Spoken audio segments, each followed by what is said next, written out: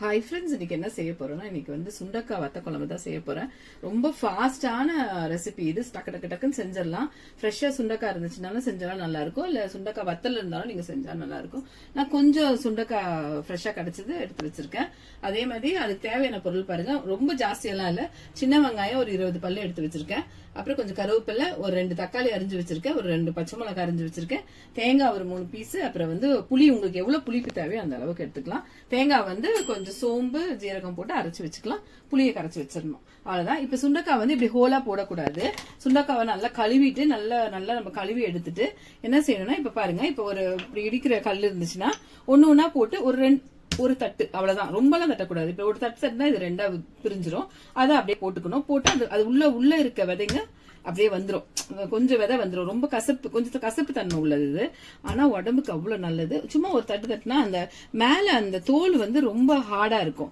அது தட்டுறது அதுக்கோசரம் தான். இந்த தோல் வந்து பிரிஞ்சிட்டு அது வேகிறதுக்கு வசதியா இருக்கும். இப்ப நெக்ஸ்ட் தட்டி வந்து மோர் தண்ணியில போட்டுக்கோங்க. மோர் கொஞ்சம் ஊத்தி கொஞ்சம் தண்ணி விட்டு மோர் விட்டு தண்ணியில போட்டா அது கருப்பாவாம இருக்கும். அதுக்குதான் மோர் தண்ணியில போடுறது. மத்தபடி எதுவும் ஒன்றும் இல்லை. இப்படி ஒரு தட்டு தறி போட்டு எல்லாத்தையும் எடுத்து வச்சுக்கலாம். அப்புறம் நெக்ஸ்ட் ப்ராசஸ் நான் ஒண்ணு ஒண்ணா காட்டுறேன் எப்படி பண்றதுன்னு. பாருங்க, இப்ப வந்து தேங்காவை அரைச்சு வச்சுட்டு கொஞ்சம் சோம்பு போட்டு தேங்காவை அரைச்சு வச்சுட்டேன். புளி கரைச்சு வச்சாச்சு.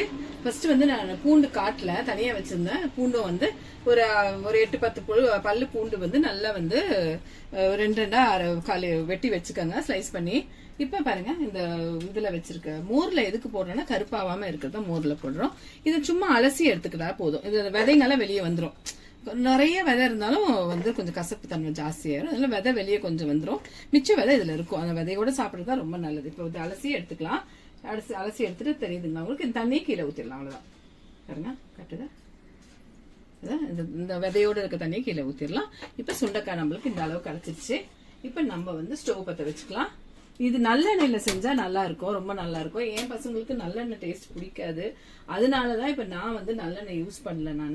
நான் வந்து இப்ப நார்மலா நான் வந்து இது சமைக்கிற எண்ணெயை யூஸ் பண்ண போறேன். நீங்க வந்து இன்னும் நல்லெண்ணெய் ஊத்திக்கங்க. நல்லெண்ணெய் ஊத்திக்கிட்டீங்களா உங்களுக்கு வந்து இதா இருக்கும்.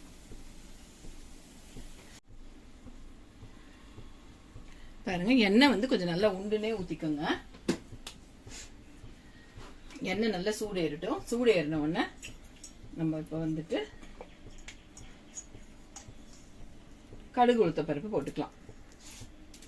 சரிங்களா? சூடு அது நல்லா பொரிஞ்சு மேல வந்த உடனே மத்ததெல்லாம் போடுங்க.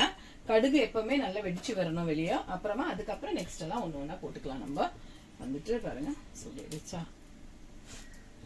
கோல்டு வேற எனக்கு பிடிச்சிட்டு இருக்க தொட்டு கொஞ்சம் வாய்ஸ் வந்து கொஞ்சம் ரஃபா தான் இருக்கும் எனக்கு. பாருங்க, நல்ல கடுகு பொரிஞ்சு வந்தோடனே ஸ்டோவை ஸ்லோ பண்ணிக்கோங்க. அதுக்கப்புறம் கருவேப்பிலை, அப்புறமா இந்த பூண்டு, சின்ன வெங்காயம் எல்லாத்தையும் போட்டு வதக்கிக்கலாம். பூண்டு, சின்ன வெங்காயம், கருவேப்பிலை, பச்சை மிளகாய், தக்காளி தவிர மற்றதெல்லாம் போட்டு வதக்கிக்கலாம். வத்த குழம்பு ரொம்ப டேஸ்டா இருக்குங்க. ஒரு தட்டு சாப்பாடு கூட நல்லா வந்து வத்த குழம்பு வச்சுட்டா புளி ஊற்றி ஒருத்தர் ஒரு ஸ்டைல்ல வைப்பாங்க. நான் ஒரு ஸ்டைல்ல வைக்குவேன். அது மாதிரி எப்படி வச்சாலும் வத்த குழம்பு வந்து ரொம்ப டேஸ்ட். அதே மாதிரி அதுல வந்து நிறைய மருத்துவ குணம் இருக்கு. அதனால வந்து வத்த குழம்பு வந்து உடம்புக்கு ரொம்ப நல்லது. சுகர் பேஷண்ட்ஸ்க்கெல்லாம், சுகர் பேஷண்ட், ப்ரெஷரு நிறைய இருக்குங்க. அது சொல்லிட்டே போகலாம் அதுல இருக்க நன்மைகள். நல்லா வந்து இப்போ வெங்காயம் ஃபுல்லாவே போட்டு ஃபுல்லா ஹோலாவே போடுவாங்க. வெங்காயம், சின்ன வெங்காயத்தை அப்படியே நான் 2-2ஆ அரிஞ்சு போட்டுட்டேன். ஏன்னா கொஞ்சம் நல்லா அது வதங்கி வரட்டும்னு சொல்லி. உருண்டையா இருந்தா பசங்க சாப்பிட மாட்டாங்க இல்லையா? அதனால பூண்டு, வெங்காயம், பச்சை மிளகாய், கடுகு, அப்புறம் வந்துட்டு கருவேப்பிலை இதெல்லாம் போட்டு கொஞ்சம் வதங்கிட்டோம். இதுக்கு இஞ்சி. இப்ப பாருங்க, இப்ப நல்லா வெங்காயம் ஒரு 2 நிமிஷம் வதக்கின உடனே வெங்காயம் பூண்டு மட்டும் தான். இதுக்கு வந்து இஞ்சி பூண்டு தேவையில்லை. வெங்காயமும் ஹோலா போடணும், பூண்டும் ஹோலா போடணும். இப்ப நம்ம இந்த சுண்டக்காய் உடச்சு வச்சிருக்கோம்ல, இப்படி 2-2ஆ உடச்சு வச்சிருக்கோம் இல்லைங்களா? இதை வந்துட்டு எடுத்து இதுல போட்டு இது நல்ல ஒரு 5 நிமிஷம் கிட்ட நல்லா வதங்கி வரணுங்க. இந்த எண்ணெயில போட்டு நம்ம வதக்கினாதான் நல்லா அது கொஞ்சம் 3/4 பாகம் வெந்துடும். அது இல்லாத வந்துட்டு அந்த கசப்பு தன்மை ஃபுல்லா போகும். நம்ம வெண்ணெயில வதக்கி எடுக்கணும். எப்பவுமே சுண்டக்காய் குழம்பு செஞ்சா நம்ம இந்த எண்ணெய் கூட நல்லா வதக்கி எடுக்கணும். தனியாவே வதக்கி எடுத்துக்கலாம். நான் என்ன செய்வேன்னா, இந்த வெங்காயம், இஞ்சி பூண்டு கூடவே பூண்டு கூடவே போட்டு வதக்கிக்குவேன். நல்லா இது ஒரு 5 minutes வதங்கணும். இது நல்லா வந்து நல்லா வதங்கி நல்லா சுருண்டு வந்துருச்சு. ஒரு 5 நிமிஷம் வதக்கியிருப்பேன் நான். நல்லா இந்த சுண்டைக்காய் இந்த வெங்காயம் பூண்டெல்லாம் ஸ்லோல வச்சே வதக்குங்க. ஃபாஸ்டா வச்சிங்கன்னா தீஞ்சிரும் உங்களுக்கு. எல்லாமே ஸ்லோல வச்சே செய்யுங்க. ஸ்லோனா ரொம்ப ஸ்லோ வேண்டாம், மீடியம் ஃப்ளேம்ல வச்சு செய்யுங்க. இப்போ என்ன செய்யலாம்னா அந்த 2 தக்காளி வச்சிருக்கோம் இல்லையா, இதையும் போட்டு இப்போ இதையும் ஒரு தக்காளி நல்லா மசிஞ்சு வர அளவுக்கு வதக்கணும். இந்த எண்ணெயிலேயே மசிஞ்சு வர அளவுக்கு வதக்கணும். இந்த சுண்டைக்காய் தக்காளி இதெல்லாம் நல்லா இப்போ மசிஞ்சு வர அளவுக்கு இதுலேயே எண்ணெயிலேயே போட்டு நல்லா வதக்குங்க. இது வதக்கிறதுல தான் இந்த குழம்போட டேஸ்ட்டே இருக்குங்க. நீங்கள் வந்து வதக்காமல் டக்கு டக்குன்னு அப்படியே போட்டால் அவ்வளோ டேஸ்ட் இருக்காது. இப்போ இதை வதங்கிட்டோம், நல்லா மசிஞ்சு வரட்டும். தக்காளியெல்லாம் ஸ்லோவில் வச்சே வதங்கணும். எண்ணெய் நல்லா பிரிஞ்சு வந்துருச்சு பார்த்தீங்கன்னா, தக்காளி நல்லா மசிஞ்சு வந்துருச்சு. இப்போ கொஞ்சம் வெந்தயத்தூள் போட்டுக்கோங்க. நீங்கள் வெந்தயம் ஹோலாக போட்டிருந்தா வந்துட்டு முன்னாடியே வந்து கடுகு வதக்கும் போதே கடுகு கூடவே வெந்தயம் போட்டுக்கோங்க. என் பசங்களுக்கு வந்து அந்த வெந்தயம் தட்டுப்படுறது பிடிக்காது, அதனால நான் பொடி பண்ணி வச்சிருவேன். பொடி பண்ணி வச்சா இன்னும் நல்லா அது வந்து வயிற்றுக்குள்ளே போயிடும். அதனால வந்து நான் நல்லா பொடி பண்ணி வச்ச வெந்தயம் சும்மா ஒரு 1/4 ஸ்பூன் அளவுக்கு போட்டுக்கலாம். இப்போ நல்லா இந்த தக்காளி இந்த சுண்டைக்காய் வெங்காயம் எல்லாம் எப்படி மசிஞ்சு வந்துச்சு பாருங்க. இந்த அளவுக்கு நல்லா மசிஞ்சு வரணும். இப்போ வந்து குழம்பு மிளகாத்தூள் நல்ல ஒரு 3 ஸ்பூன் அளவு நான் எடுத்திருக்கேன். இது நல்லா காரசாரமாக இருக்கணுங்க, அப்போ தான் நல்லா இருக்கும். இல்லைன்னா வந்து டேஸ்ட் அவ்வளோ இருக்காது. நெக்ஸ்ட்டு மல்லித்தூள் வந்து ஒரு நல்ல ஒரு ஹோலாக ஒரு 2 ஸ்பூன் அளவுக்கு நான் போடுறேன். மிளகாத்தூள் நான் 3 ஸ்பூன் எடுத்திருக்கேன். உங்களுக்கு எவ்வளோ வேணுமோ அவ்வளோ எடுத்துக்கோங்க. வந்துட்டு அதுக்கப்புறம் நெக்ஸ்ட் என்ன செய்யலாம்னா மஞ்சள் தூள் வந்து ஒரு 1/2 ஸ்பூன் போட்டுட்டு இதை நல்லா இதையும் இப்போ நல்லா கொஞ்சம் நல்லா வதக்கி விடணும். ஃபுல்லாக வதக்குறது தாங்க அந்த குழம்புல ஃபுல்லாக வதக்கி விட்டு செய்கிறது தான் நல்லாயிருக்கும்.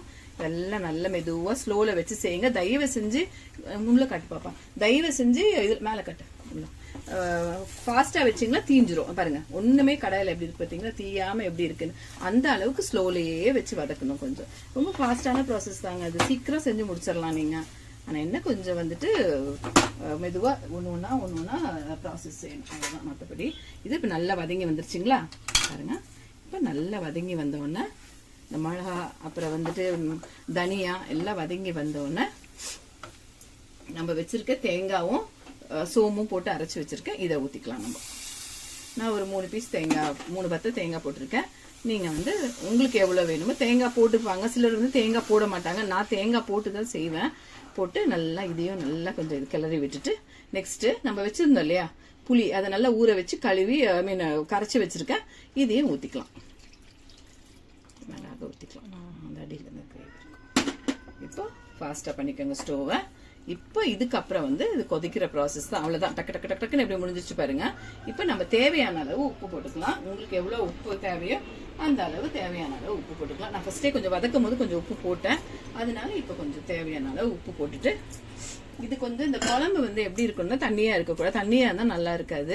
இது கொஞ்சம் அந்த திக்கு இதுலயே இருக்கணும், அப்போ தான் நல்லா இருக்கும். இது பாருங்க நல்லா ஒரு ரெட்டிஷாக வந்துடும். இப்போ நல்லா இது வந்து போட்டு இன்னும் கொஞ்சம் தண்ணி ஊற்றிக்கலாம். இது கொதிக்கணும், ஒரு 5 minutes கொதிச்சா போதும். ஏன்னா நம்ம எல்லாமே வதக்கிட்டு இருக்கோம். இப்போ இந்த மிக்சி கலவன தண்ணி எல்லாமே தேங்காய் எல்லாம் இருந்தது இல்லையா, அதெல்லாம் கழுவி வச்சேன். அது அளவுக்கு ஊற்றிட்டு இந்த அளவுக்கு திக்னஸ் இருக்கணும். கொஞ்சம் திக்காவே இருக்கட்டும் குழம்பு, அப்பதான் நல்லா இருக்கும். தண்ணியா இருந்துச்சுன்னா மற்ற குழம்பு நல்லா இருக்காது. கொஞ்சம் திக்காவே வச்சுக்கோங்க. இப்போ இதுக்கு பாருங்க நல்லா அப்பப்போ கிளறி விட்டாச்சு. எண்ணெய் நல்லா பிரிஞ்சு வந்திருக்கு பாருங்க. உங்களுக்கு இன்னும் எண்ணெய் வேணும்னா கூட ஊற்றிக்கலாம். பாருங்க நல்லா எண்ணெய் சைடெல்லாம் பிரிஞ்சு வந்திருக்கு. தேங்காய் போட்டு ஒரு 5 to 6 minutes ஓகே, அவ்வளோதான். இந்த அளவுக்கு திக்னஸ் இருக்கணும். நல்லா குழம்பு வந்து நல்லா கொதிச்சு நல்லா வந்துருச்சு. தேங்காய் புளி எல்லாம் சேர்த்து ரொம்ப நல்லா இருக்குங்க. டேஸ்ட் பண்ணி நீங்கள் செஞ்சு டேஸ்ட் பண்ணி பாருங்க. ரொம்ப ஒருத்தர் ஒரு மாதிரி வைப்பாங்க, சிலர் தேங்காய் போட மாட்டாங்க. நான் தேங்காய் போடுவேன், நல்லா இருக்கும். பாருங்க ஃப்ளேம் காட்டுக்கிட்டேன்.